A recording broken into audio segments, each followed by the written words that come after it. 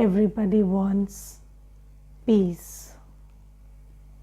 But first we have to understand the reason for peacelessness, right? And Baba today says that the 5 vices are the reason for peacelessness. And until we become pure, we cannot be peaceful. And purity is the mother of peace and happiness. And only Baba comes and establishes a pure family path. Yes, so before Baba came, did you ever think of a family path where there is no lust, no greed, no attachment? No, we thought that, on the family path, this is not possible. And it is so interesting when we think about it, that for so many years, whether it is different religions, whether it is sannyas dharam, they always say that, the ones who leave the household, they can be pure. But if you're living in the household, you can never be pure. And there are many religions who talk about purity and celibacy, but they only talk about purity and celibacy for those who are surrendered onto the religion. So, those who live in the church, or maybe who become a sannyasi, or so every religion talks about purity, but not every religion, but most religions. They talk about purity, but they never talk about purity for those living in the household. They always talk about purity for those who have left the household or not chosen the family path. So Baba comes and introduces this new idea of purity in the household path, Pavitra Pravriti Marg. And this is something very radical and very new, because nobody ever heard of this. And even today, when we become BKs and we start practicing purity, then we are always told that if you had to be pure, why be in a family?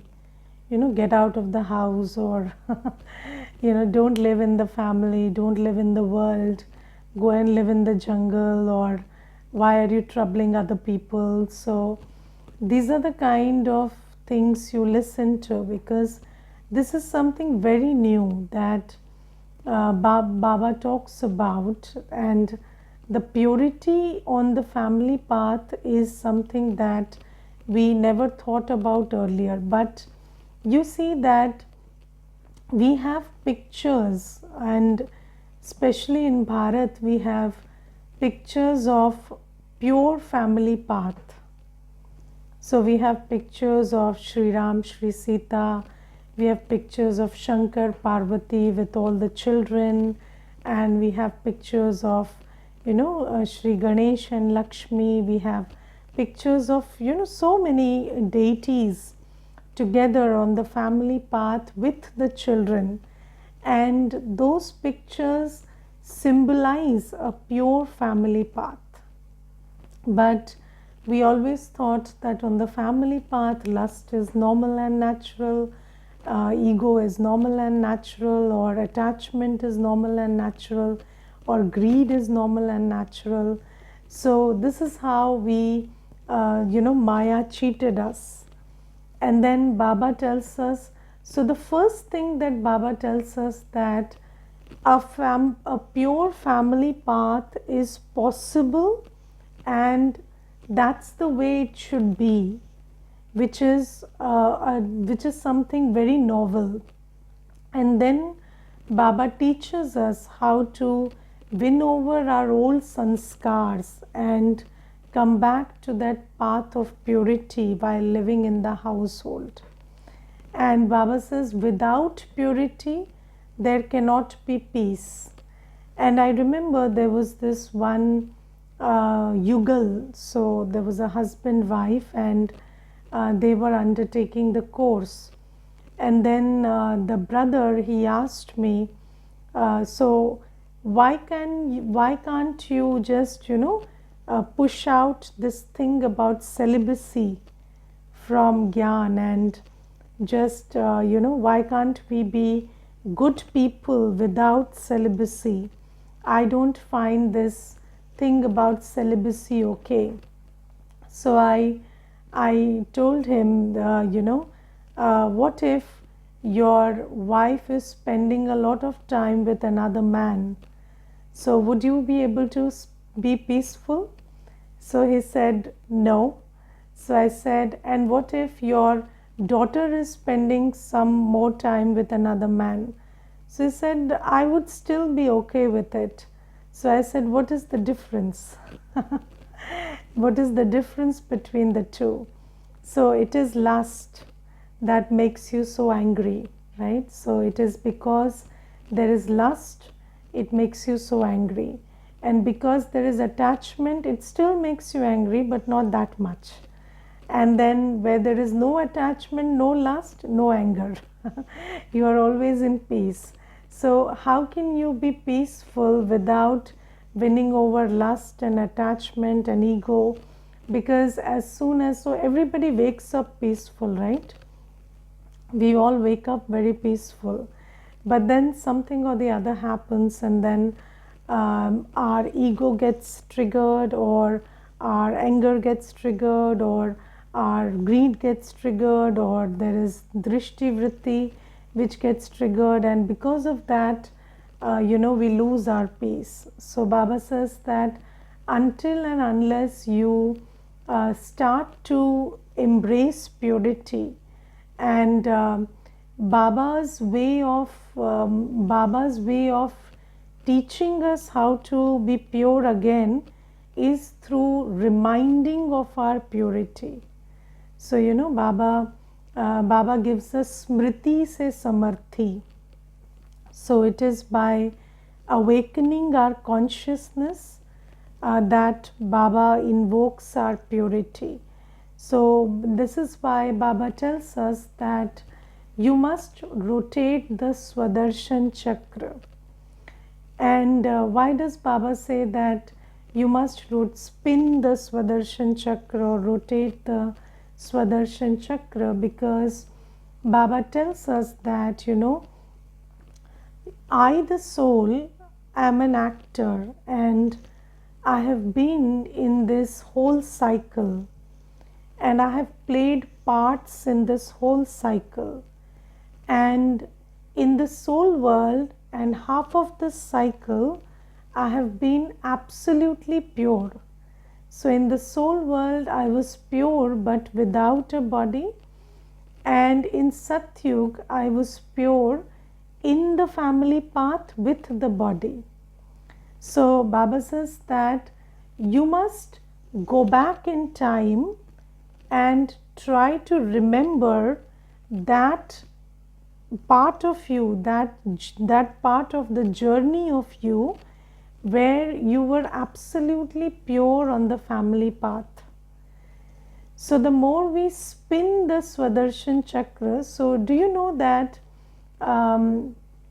if you try to remember something, so sometimes you forget something, and then you try to remember it, and you're again going back to that same place.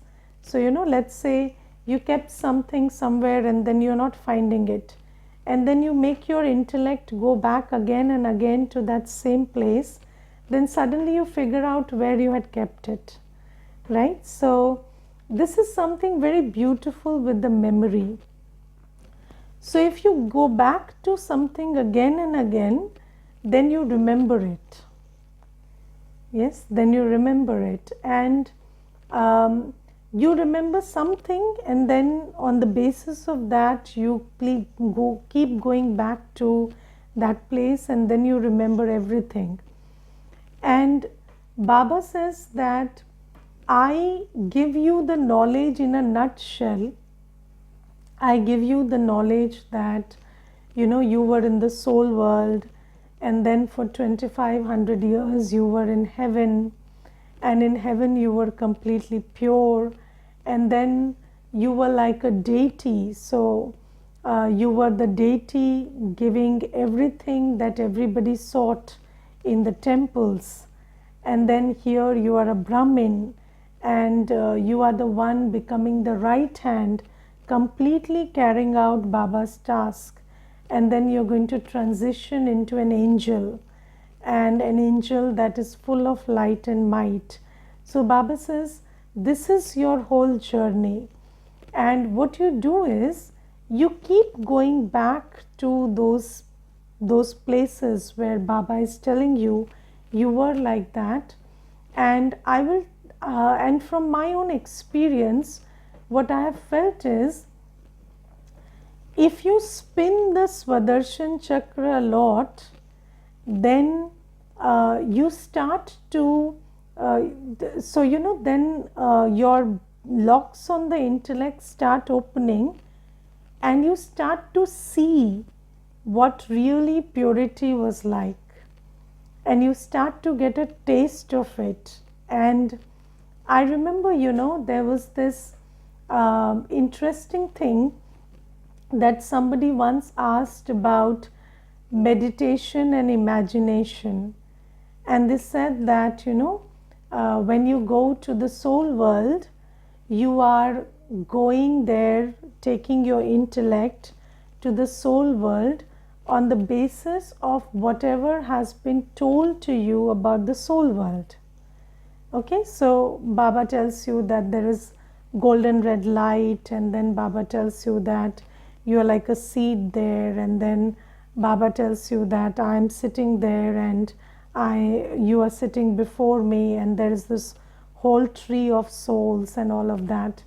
So yes, so you take your intellect to the soul world on the basis of what you learn about the soul world.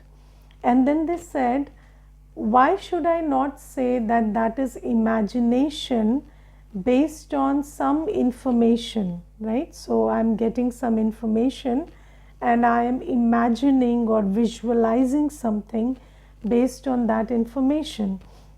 And why do you say that is real? So that may or may not be real, but if you feed it into somebody's intellect, then it starts existing for them. So I told them that when I started meditating and I started moving my awareness to the soul world, so of course when we begin, we start doing that on the basis of the information that we have. But then once you start meditating, you start experiencing a lot more than the information you have. Yes, and you start experiencing the truth that is not told to you, but the truth that is there. And I remember there was this one thing that I remember that when I went to the soul world in the beginning, so there was this thing that struck me, that if I am sitting here and there is no gravity, so I thought there's no gravity, so I might fall. So I'm sitting in the soul world and I might fall. And then I thought, but the sun and the moon and the stars are sitting in the sky and they don't fall. So there is something that holds you up in the soul world also. There's a different kind of a thing, and it's not gravity, of course, but it's something else. And then you have your rightful place in the soul world and you can sit there. And I had this thought, and then after many days in the Murli, Baba said that there are no ropes holding the sun and the moon and the stars in the sky. So you also don't need any ropes to hold you in the soul world, and you can just go and sit there. But I had not read that thing in the Murli until then, and later I read it. So you see that we have this, I am a soul, and I have this whole journey, this 84 birth journey in my memory track.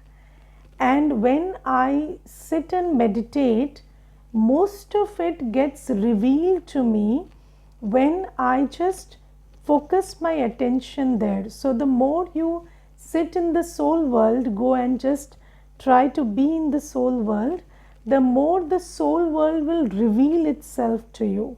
And sometimes it is very interesting that whatever you see there or whatever you feel there, experience there, many days later you will read that thing in the Murli, and then you will have this moment where you will think that I already felt it. So this is the truth, this is the beauty of truth, that truth is truth.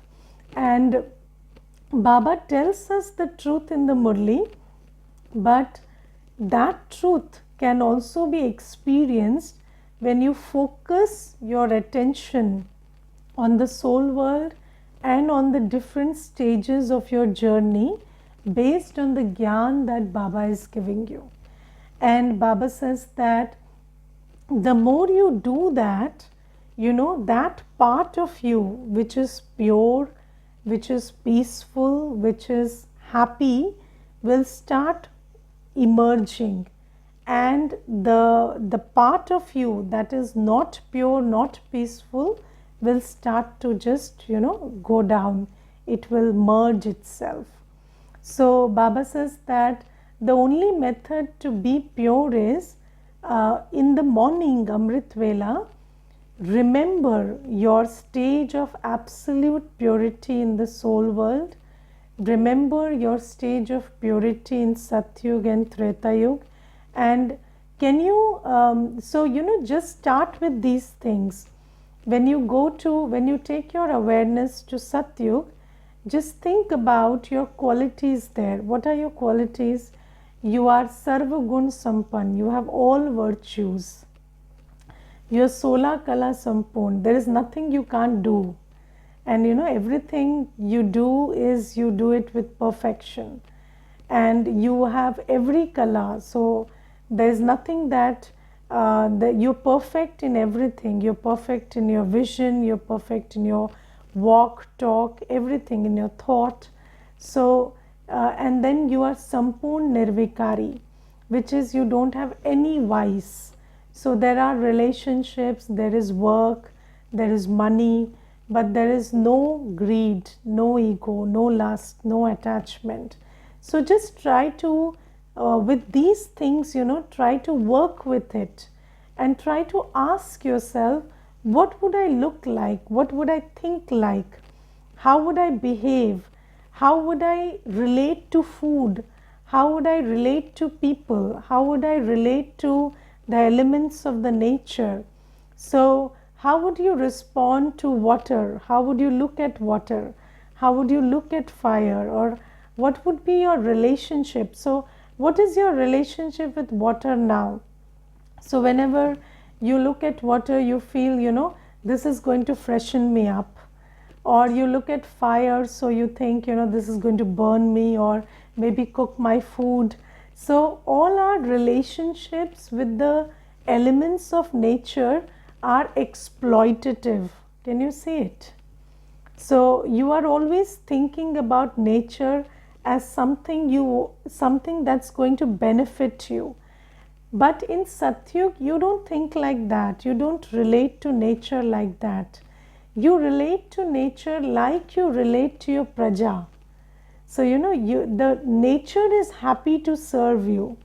So in Satyug, water will be happy to be around you and fire will be happy to be around you. You will not have to think that, this fire, this water is going to cool me or freshen me up. You don't think like that about water. You don't think like about earth as Mother Earth there. So, the mother is happy to serve. So, the earth is happy to give you and fill your aprons with bountifulness. So, Baba says that just take your awareness there and start thinking about what is your attitude, your vision, your relationship with the body there. So, these days, how do you relate to the body? Your body is like a consumer for you. Like, your body is a big. Your body is kind of supplying you all the pleasures, but their body is not like that. So your relationship with the body is not that of something that is supplying you with all that you need. So when you feel like feeling happy, then you think of chocolate and then your mouth waters and then you want to eat chocolate. But that's not how you relate to the body in Satyug. So Baba says, just go to Satyug, and with these basic principles that Baba has given, that we are full of virtues, we are viceless, and we don't have any imperfections, and we are not and we don't have any hinsa, we don't have any violence in us. So just try to invoke that aspect of you by thinking about what would your attitude be like, what would your vision be like, how would you relate to everything and everyone in Satyug. So would you be happy to see the Pushpak Viman? So so the Pushpak Viman will be there, but you are naturally happy. You are not happy to see the Pushpak Viman, or the Pushpak Viman will not be late. So it's not like you will be happy when it's on time and you will be unhappy when it's late. So it's something that's always there for you. And Baba says that every element of nature is going to serve you. So there is nothing, and these days, when people say have gratitude, so what do we have gratitude for? I have a car and I'm very grateful for that, and I have a body and I'm grateful for that. But Baba says that that's not your pure state. So in your pure state, you're not grateful for these things, because you understand that when you are a soul and you're a worthy soul, then everything will come to you, and not because you have gratitude for it, but you deserve it. So Baba says, be grateful to Baba, that Baba is making you this, Baba is making you, enabling you to harness your greatness or tap into your greatness. But when you are great, there is equanimity. So you are in equal state of happiness when you have something or when you don't have something. So it's not like when there is less traffic you are happy, and when there is more traffic you are not happy, because that is not affecting your inner state. You're so happy in the company of Baba that these things don't matter. And sometimes I remember there was this one person, and he once told me something very funny. He said, you people must be feeling very nice. Everybody comes and says Om Shanti to you, and they are very respectful to you. So, so I said, yes, that's a good thing, but it's not like we are happy because of that. They are respectful to us because we are happy. Yes, and then there are many who are not respectful, and that has got nothing to do with me, right? So if somebody is not respectful, then that doesn't make me unhappy, because that's their nature. It's okay. If somebody doesn't want to be respectful, they are welcome to their behavior and opinion, and it doesn't matter. So you see that these things, these sanskars, we have to change now. So the more you see, the more you envision Satyug, the more you take your awareness to Satyug, you will start thinking about it and the way you were in Satyug. And you fully know, right, that you were in Satyug. So each of us was in Satyug. So that part of our memory will invoke itself and we will be able to again tap into that Satyugi sanskar.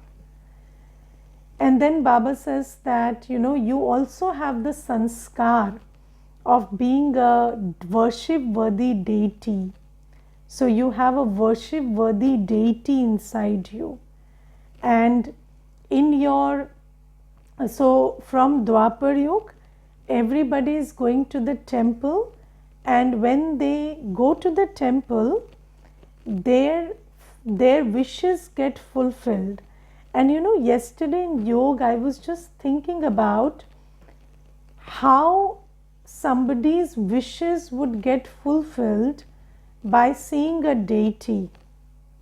So, when you go to the temple, so have you had experiences that in Bhakti Marg, when people go to the temple, their wishes get fulfilled? Yes. So, how is it possible that by visiting a temple where there's just an idol sitting, somebody's wishes would be fulfilled? And I was thinking, that in that temple, there is a memorial of you in Sangam Yuga, in your complete state, right? So, whatever they are visiting in the temple is a memorial of you in your complete stage. And just think about you in your complete stage, completely contented, completely happy, completely pure and peaceful and loveful. And when somebody comes in front of you, by the way you are, you start invoking those virtues in them also. And when somebody's virtues get invoked, then they are capable of doing much more than they are capable when those virtues are not there. Yes, so similarly, when somebody visits the temple, what are they seeing? They are seeing a powerful, loveful, peaceful form of a deity. Yes, how are deities, what do deities look like? What do the figurines in the temple look like? They are full of the balance of love and power, and they are full of the balance of peace and power. So that balance, when you stand before a deity, suddenly you start drawing that power into you, because that acts like a mirror for you, and you are able to see that same thing exists within me. And when you make contact with that, then you feel the power and the love and the peace that was not there in you, and you start working better and getting better. And when you go to a deity, then when you go to a temple, what do you feel? That there are blessings and there is hope. Yes, so you feel like you're getting blessings, and your hope that had turned into hopelessness is getting ignited again. So Baba says that this is the kind of personality you have in your perfect stage in Sangam Yuga. So when we are filling ourselves with Baba's love, purity, joy, contentment, what do we become like? Powers. We become like that image which invokes the same in the other. And have you seen that when souls come to you, so sometimes they come very hopeless, but because you are so full of hope, they also take some hope from you and go, right? So I remember there was this one girl, and she had come to the center, and she told me about her journey in this life.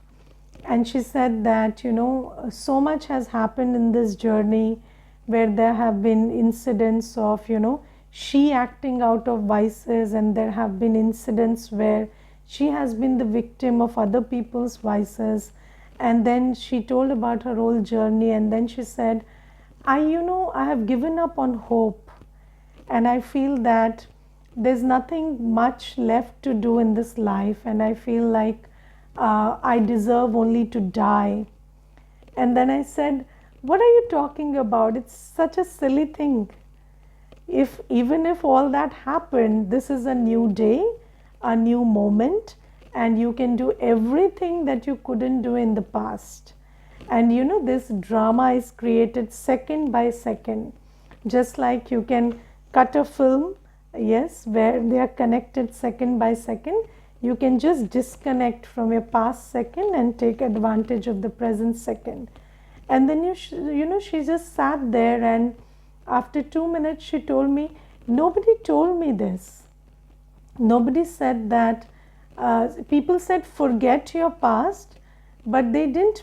I never felt that forgetting the past was so easy, and moving on was so easy. I don't know whether I'll be able to do it, but I suddenly feel that forgetting the past and moving on is very easy. So you see that, because if you are in that state where you have this deep dharana that it's nothing new, and you can drama moves second by second, and you can forget the past and just be a new you in this present second.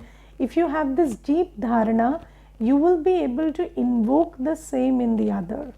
And similarly, Baba says that people who have who have searched for love and they have just failed, when they receive Baba's love through you, they also start becoming loveful, because when you keep looking for love, you become very dry. But when you start receiving the love from Baba, you become very loveful. So Baba says, this is why when they go to the temple, which is exactly when they again make contact with your complete self, then divinity within them invokes, not completely but a little, and then they are able to do much better than they could earlier. And this is why they feel that their wishes were granted. And then you think about your perfect Brahmin stage in Sangam Yoga. So even if you're not doing Amrit Vela every day right now, or you're not dressing in complete white, or you're not having purity in everything, every aspect of purity, just think about what would be your perfect Brahmin stage, where you are paying attention to all the four subjects of Raj Yoga, whether it is knowledge, yoga, dharana, or seva. So just think about what would you, the perfect Brahmin, look like from 3:30 in the morning or 2 in the morning until 10 in the night. How would you behave like a perfect Brahmin? And when you invoke that in you, then you will become closer, you will get closer to your perfect Brahmin stage. And that is a stage of purity in Sangam Yoga. And then the stage of an angel, where an angel is in this world but completely above this world. So the vibration of the angel is that of light and might, and although you are in this body, but you don't even feel the weight of the body. You feel like you are in your subtle body, and you're just an instrument of light and might, constantly taking light and might from Baba, and being a form of light and might for every soul around you. So Baba says, and angels have wings, they can fly, so you're not limited. So you are unlimited in your relationships, in your drishti, in your attitude, and the whole world is your place of service and you're serving as an angel. So Baba says, the more you invoke your purity through these methods and through remembrance of Baba, the more you will be able to be peaceful and happy and loveful. And then in Satyug, that peace and happiness and purity will become a sanskar. Okay, Om Shanti.